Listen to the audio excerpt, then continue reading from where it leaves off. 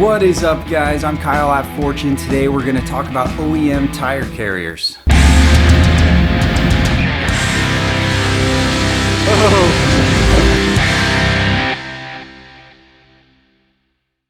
So there's a bunch of trucks out there that come with rear tire carriers or tire carriers that are mounted on the tailgates, like the Jeep Wrangler, the Suzuki Samurai, and a bunch of other ones. If you have one of these, you know what I'm talking about when I say it might not be up to the task of carrying an upgraded spare. Once you get those bigger tires on there, they're also getting heavier.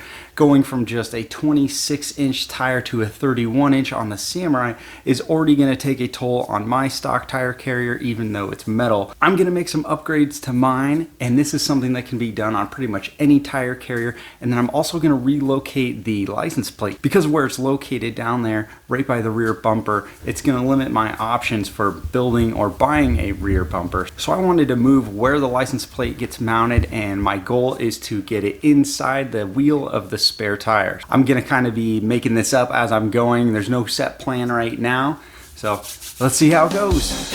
I've got a 5th tire and I want to be able to use this stock tire carrier on the back, and with the wheel and back spacing I have, it's definitely going to work.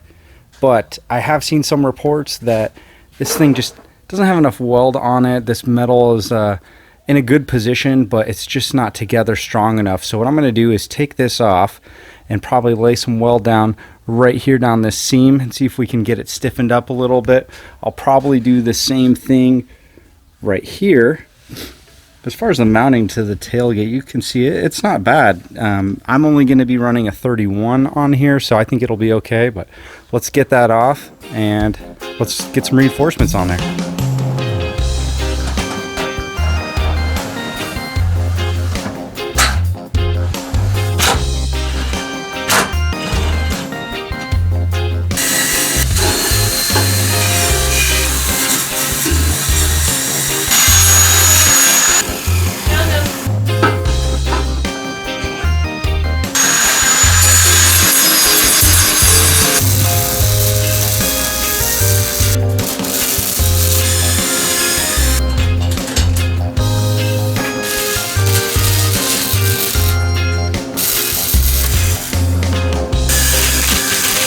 All right, we've got some welds up here and we're getting ready to shine this all up.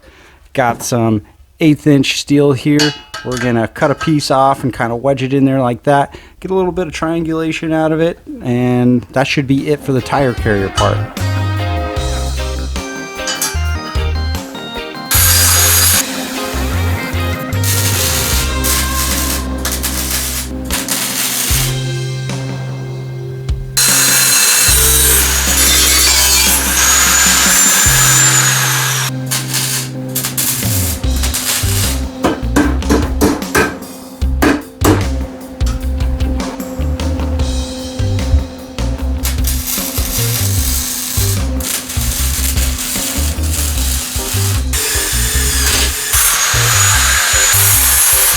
This is some scrap metal I've got left over.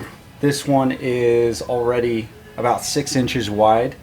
So license plate is pretty much that same size. This license plate just feels a little bit wider. I'm just gonna trace the shape of it, cut that out, and then we've got our 4 bolt holes here that I'll drill out. And then to hold that plate out from the wheel, we've got some 1/8 inch angled steel, and I'll probably just do that kind of like a triangle like this onto a bracket that's mounted onto the wheel, and we should have it ready to paint.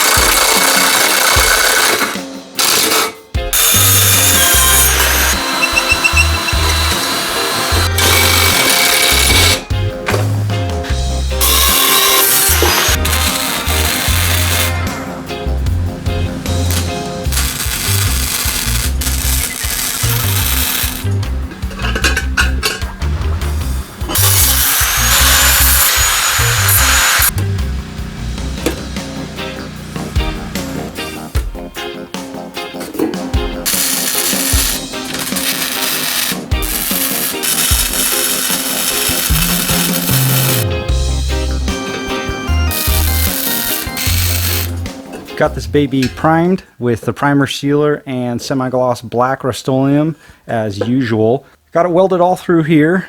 Here's that cap we added, welded around. Here is the hardware that came with this originally. I do not like Phillips heads on pretty much anything, especially something that's this big, the size of a bolt. So I went ahead and upgraded to these. They are M8 1.25 thread pitch, and these are stainless, so these are about $1 a piece, and there's 6 of them on here, so not a necessary upgrade, but it's going to look better, and they're going to be easier to get out using a 1/2 inch or 13 millimeter.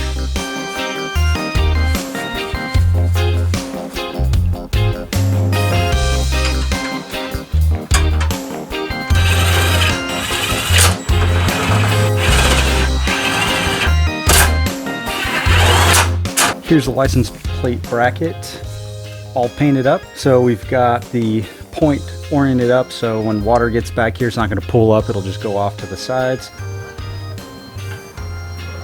Got an old license plate frame that I just painted black. It's going to look awesome and match the rest of the stuff. These are some cool LED lights that take the place of the bolts in the top part of the license plate. I'll put a link to these down in the description with the rest of the stuff, so check it out.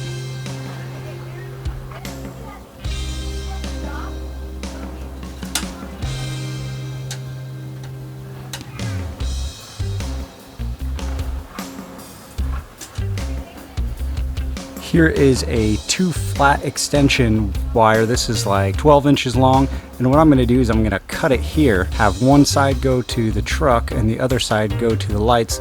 That way when we take the tire off, we can just disconnect these two and get the tire off.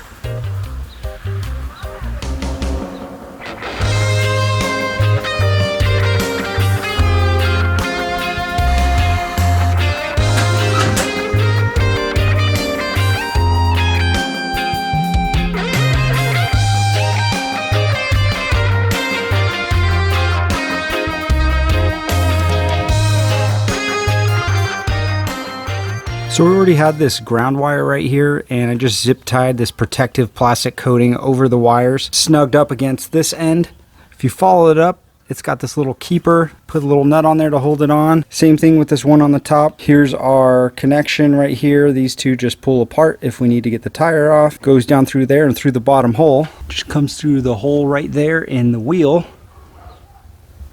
There you have it.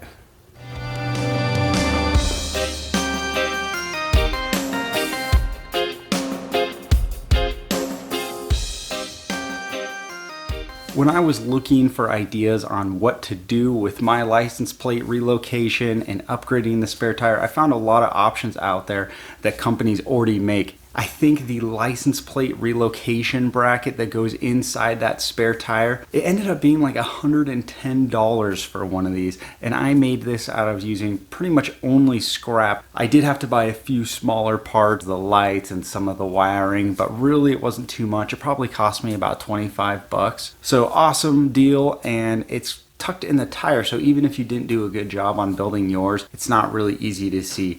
I'm excited about how this turned out. I think it looks great.